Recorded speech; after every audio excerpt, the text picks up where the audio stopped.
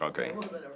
First question I ask everybody is give me your first and last name Okay. and the years that you were a participant in the Atlanta student movement. Okay. I'm Haskell Ward from Griffin, Georgia, and I went to Clark in 1959, and we started the student movement and the sit-ins in Atlanta in 1960.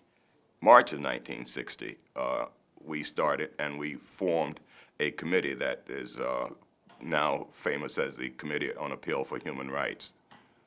Now, when you formed that committee, what I've heard you say off camera is that the movement changed your life. Why don't you go through a little chronological sequence of what you've done in accordance to the people that have connected you in the movement, starting with Ben Brown? Well, Ben was a year ahead of me at Clark. He was he was not our signer of the Appeal for Human Rights. James Felder was our signer of the Appeal for Human Rights. But Ben lived across the hall from me for 3 years, and we became very good friends from that time. Ben would always come. I was very reserved, and most people can't believe the history that I've had, knowing how reserved I was as a student leader on campus. But Ben would always come to me and would always ask my advice because I somehow had I was 2 years older than most students in my class, and that itself is a story. But because I was older, I was a bit more mature than most of them, and so they would come and take my confidence. Jim Felder, Ben Brown, and others around the campus. I became very, very, very popular with students, and I think that was one of the reasons that they placed a lot of confidence in me. Okay, now, what I heard you say as I walked into the room earlier is that this was a movement of not just leaders, but outstanding leaders. Go through the characteristics that you just described of Lonnie, of Julian, of Herschel, of Rosalind, and what they brought to the table, and then tell me why you were still a shining star. Well, I think that if you looked back in 1959 when I went to Clark, you had two things operating that made for a big difference. I have always felt that because we were in segregated institutions, we were all parts of segregated institutions, so that means we had very good professors as mentors as well, because they couldn't go to white institutions either, because white institutions were not taking them. So that at the schools, Clark, Atlanta University, Morehouse, Morris Brown, Spelman, you had the best professors as role models and leaders. But at those schools, you also had the best crop of students because we couldn't go to the white schools. We chose deliberately to go to our own schools. And so you had a collection of students who were as good as any set of students anywhere in the country. When we started the debating team at Clark, which I started, we defeated Harvard. We defeated Emory, and it gave us a lot of confidence. But from that group, I think there was something else. The sit-in started in Greensboro, North Carolina. And when that happened, we were very embarrassed that we hadn't started the sit-ins in Atlanta. Imagine North Carolina A&T starting the sit-ins, and something that sort of mushroomed from nowhere. And we hadn't done it because for whatever arrogant reasons that we had in Atlanta, we felt that we were the cream of the crop in terms of academic life in the African American community. So what we did was we decided not to just copy A&T's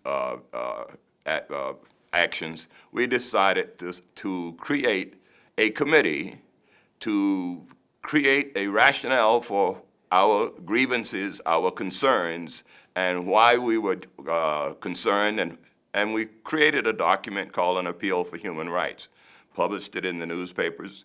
All of the presidents of the student bodies signed this Appeal for Human Rights, and we said in the document that we would take direct action, a very famous phrase in later years, but we would take direct action if our grievances were not addressed. And that was the start. That was in March of 1960. I was 20 years old. I think I was still in my freshman year at Clark. but that was the beginning. And it was interesting also because significantly and unaddressed in most of the histories of that period is the fact that we were not schools that got along with each other. We were schools that were for at each other's throats, particularly the Morehouse-Clark game, but there was a sense of a division in our student bodies that was a part of the normal enmity, normal envy, normal jealousies. So we were not really the student movement created a unity of these colleges that had not existed before. All of us as one group, and I think that period led to a kind of unity in our relationships that is still significant 50 years later. Now, when we talk about the unity, you have to go through the accomplishments, the desegregation of riches, the desegregation of public accommodations, talking about the heart of Atlanta and the hotel and the Pickwick thing, the Hurt Plaza protest, the protest down at the Capitol.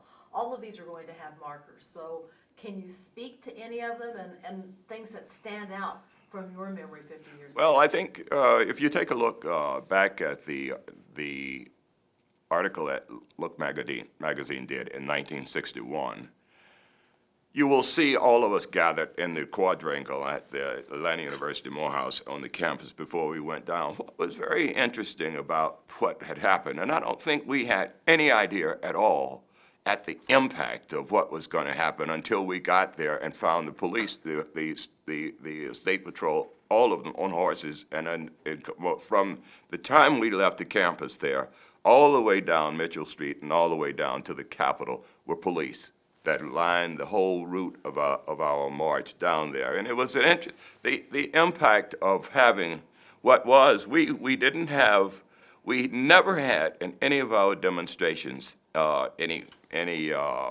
riots or any behavior. We were deliberate in our desire not to create a reason for the police to attack us for disorderly conduct. So we didn't have any disorderly conduct in any of our marches or any of our activities. But what it was very clear to me was the extent to which the state would go to stop us in doing what we were doing. And I think you would have to have come from the period in which we had lived in Georgia. I was born in Griffin in 1940.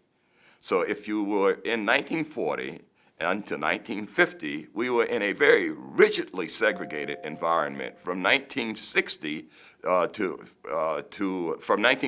1960, that whole period from 1940 to 1960, 20 years in which we lived in a very, very rigidly stratified, racially, you could say with justice, an apartheid system here in Georgia. So what I think began to have our consciousness in my lifetime was the 1954 Brown decision. I was 14 years old, and I remembered the Brown decision, and we were particularly aware of it because Herman Talmadge came to our high school and said, we spoke to us in our assembly and said, we know you little Negro children don't want to go to school with whites. But you can say, I will tell you this, blood will flow in the streets before it. And he told us just in our assembly that it will flow in the streets before that happens. So in 1954, you had the Brown decision. But after that, 1955, 1956, you begin to see the movement in Montgomery. And we are very much aware of what is going on there. Keep in mind that we hadn't done anything about it. But 1956, 1957, Martin Luther King becomes very prominent in Montgomery. And when I went to school in 1959, the framework for what was taking place eventually had found its way to the campuses.